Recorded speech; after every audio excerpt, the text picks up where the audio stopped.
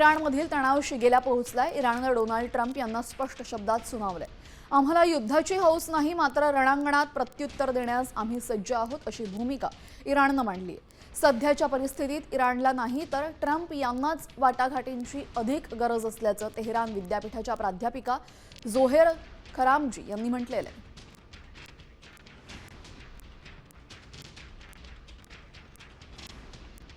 तर ट्रम्प यांनाच वाटाघाटीची गरज आहे, तेहरान विद्यापीठातील प्राध्यापिकेनं आरसा दाखवलाय अमेरिकेला। इराण झुकणार नाही तर लढणार, डोनाल्ड ट्रम्प यांनी स्वतःची प्रतिमा जपण्यासाठी चर्चेसाठी उत्सुक असल्याचंही त्या म्हणतात। धमक्या सुरू असेपर्यंत इराण कुठल्याही वाटाघाटी करणार नसल्याचा थेट पवित्रा त्यांनी घेतलेला आहे।